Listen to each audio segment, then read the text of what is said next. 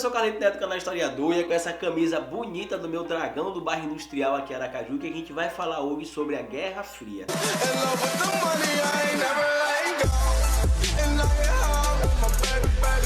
Bom, primeiro eu queria dizer pra vocês que eu escolhi esse tema porque parece que a gente voltou pra década de 50 e pra Guerra Fria, né? A gente tá com um problema aí, por exemplo, de tensões militares entre Estados Unidos e Rússia, entre Estados Unidos e Coreia do Norte, e lembra muito o que aconteceu, por exemplo, na Guerra Fria. Pra quem não sabe, a Guerra Fria tem esse nome porque não chegou a esquentar efetivamente, não chegou a ter um conflito armado diretamente, ao menos, entre Estados Unidos e União das Repúblicas Socialistas Soviéticas, ou simplesmente União Soviética, ou URSS. A Guerra Fria foi mais um conflito ideológico do que militar. Por quê? Porque o poder bélico das duas nações era muito grande. Tanto que tem uma frase que eu gosto muito, que eu não sei de quem é, mas que eu vi em vários livros de história. Guerra improvável, paz impossível. Por que a guerra era improvável? Porque tanto Estados Unidos quanto a União Soviética tinham e têm, inclusive até hoje, acervos nucleares. Então, se eles decidirem entrar em guerra, o negócio fica ruim, provavelmente o mundo acaba, né? A Guerra Fria era basicamente a luta entre dois ideais, né? Era um mundo dividido em duas partes, a gente chama de bipolaridade do mundo. Por quê? Porque era um mundo baseado no ideal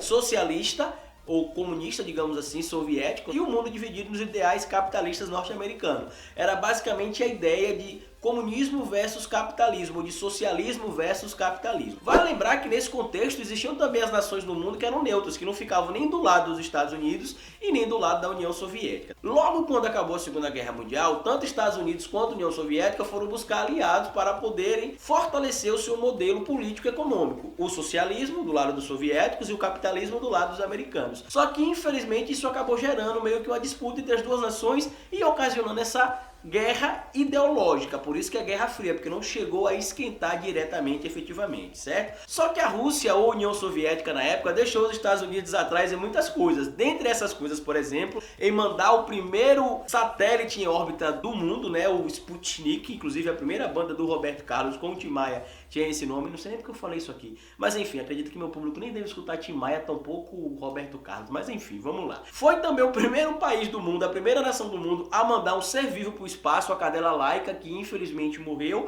e foi também a primeira nação do mundo a mandar um astronauta, ou como os soviéticos diziam, um cosmonauta para o espaço, que foi Yuri Gagarin, que foi o primeiro cara que saiu da órbita da Terra e foi ele que viu, por exemplo, a Terra de fora pela primeira vez. Mas além de ter mandado o primeiro cosmonauta, como os soviéticos chamavam seus astronautas, para o espaço, eles também foram a primeira nação a chegar à Lua, só que eles não mandaram uma expedição tripulada, tá certo? Só que para tentar conter, digamos assim, ou pelo menos para se equiparar esse avanço aeroespacial que a União Soviética estava tendo, no ano de 1958 os Estados Unidos criam a NASA e pega inclusive alguns cientistas lá da época do nazismo e de Hitler para poder criar algumas coisas que acabariam levando o indivíduo para a Lua, né? E no ano de 1969 os Estados Unidos efetivamente, diferente do que aconteceu com a União Soviética, que não levou o homem para a Lua, por exemplo, mas eles chegaram à Lua primeiro, eles mandam, os Estados Unidos da América mandam no ano de 1969 a Apollo 11 e eles chegam lá à Lua.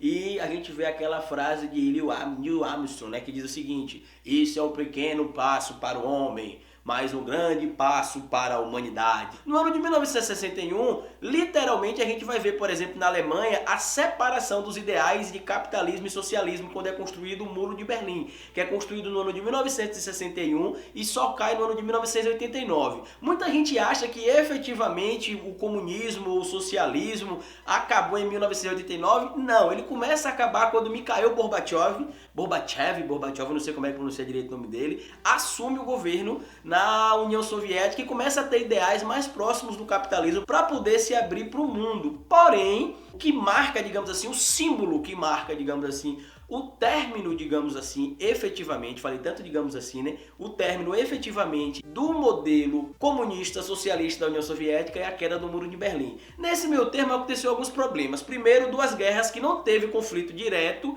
né, entre americanos e russos. Eu já falei isso pra vocês, né? Americanos e russos não guerrearam diretamente entre si. Porém, eles participaram de duas guerras. A Guerra das Coreias, né, do Norte e do Sul, quando elas se dividiram e se tornaram independentes. A União Soviética apoiou a Coreia do Norte e os Estados Unidos da América apoiou a Coreia do Sul. Em troca, os Estados Unidos têm uma base militar lá em Seul. Mas enfim, aconteceu a mesma coisa, por exemplo, com o Vietnã, que os Estados Unidos da América apoiou o Vietnã do Sul e a União Soviética apoiou o Vietnã do Norte. E lá os americanos saíram derrotados. E sabe o que é engraçado? Que você assiste qualquer filme americano que fala sobre a Guerra do Vietnã. Parece que os americanos venceram, que foi uma luta linda. E não, os americanos perderam feio para os Vietcongs, né, que eram os nativos do Vietnã. Durante a Guerra Fria, por exemplo, liderado pelo senador McCarthy, né, criou-se o chamado macantismo. Perseguia os americanos que supostamente eram traidores, né, defendiam ideais comunistas. E dentre esses caras que foram presos ou proibidos de voltar para os Estados Unidos, estava, por exemplo, Charlie Chaplin, que foi para a Europa receber um prêmio e quando foi voltar para os Estados Unidos,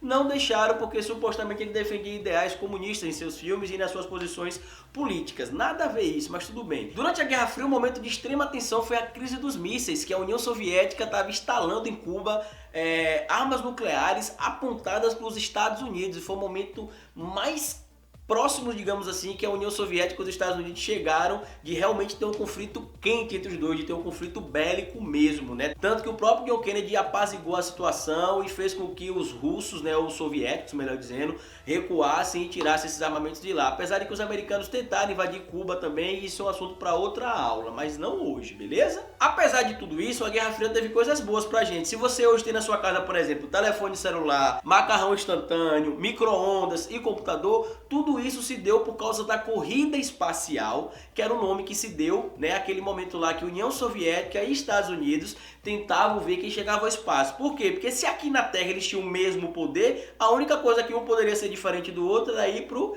espaço. Se eu mandasse alguém pra Lua, pro espaço, seria como se eu dissesse pro mundo o seguinte, ó, mundo, a minha ideologia é a melhor, eu mandei o homem para o espaço. Ou os Estados Unidos, eu mandei o homem para a Lua, então sigam a minha ideologia que ela é melhor. No final das contas, a gente pode dizer que a ideologia capitalista saiu com uma leve vantagem. A gente tá vendo essas tensões entre Coreia do Norte e Estados Unidos aí, e lembra muito a Guerra Fria, por quê? Porque a China, por exemplo, que apoiou a Coreia do Norte junto com a União Soviética durante a Guerra das Coreias, agora também não se manifesta contra a Coreia. Outra coisa que acontece também é que nesse momento aí, por conta do medo de guerra lá dentro do continente europeu, foi criado o Pacto de Varsóvia lá do lado comunista, do lado dos soviéticos, e do lado dos capitalistas foi criada a OTAN. Inclusive muita gente não sabe, mas recentemente agora, acho que algumas semanas atrás, a Rússia fez alguns testes aí, tava todo mundo, a Rússia tá testando arma pra quê? Vai entrar em guerra? Não, isso sempre aconteceu. Eu até brinquei na minha aula, disse que parecia o Pacto de Varsóvia, né? Mas não, todas as nações do mundo fazem teste, como os Estados Unidos, por exemplo, tá fazendo agora lá.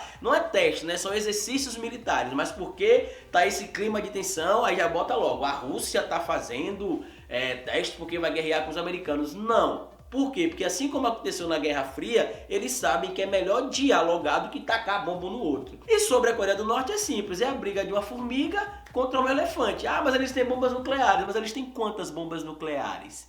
Entendeu? E outra coisa, os Estados Unidos têm bomba nuclear nos Estados Unidos, no Japão, na Coreia e em várias ilhas do Pacífico que pertencem aos Estados Unidos. Tá certo? Então não fique nessa ilusão não, beleza? Lembrando que, como eu disse, a Guerra Fria foi mais uma guerra ideológica do que uma guerra prática. E outra coisa interessante da Guerra Fria, uma curiosidade pra vocês. Osama Bin Laden, que é aquele cara que cometeu lá, que liderou a Al-Qaeda até ser morto e foi o responsável por mandar atacar as Torres Gêmeas no ano de 2001, ele já lutou do lado dos americanos na Guerra Fria, lá no Oriente Médio, os americanos contra os soviéticos. Beleza? Então, se você gostou desse vídeo, comenta, curte, compartilha, deixa seu like, que é mais importante, por isso que eu repito isso, tá certo? Chama seus amigos para assistirem, entra no canal todo dia para assistir vídeo, porque mesmo que não tenha vídeo todo dia, apesar de eu tentar postar vídeo todo dia, você faz aquela maratonazinha e veja os vídeos que você ainda não viu, já que o canal tem mais de 100 vídeos, beleza? Comenta o vídeo, se inscreve, como eu disse, vem todo dia aqui ver os vídeos, porque infelizmente o YouTube ele não está notificando os inscritos, novidade, né? Mas eu espero que vocês estejam acompanhando sempre, beleza? Tamo junto, lembrando que isso aqui é uma pocket aula, tem coisas que eu não falo aqui porque não dá tempo, valeu?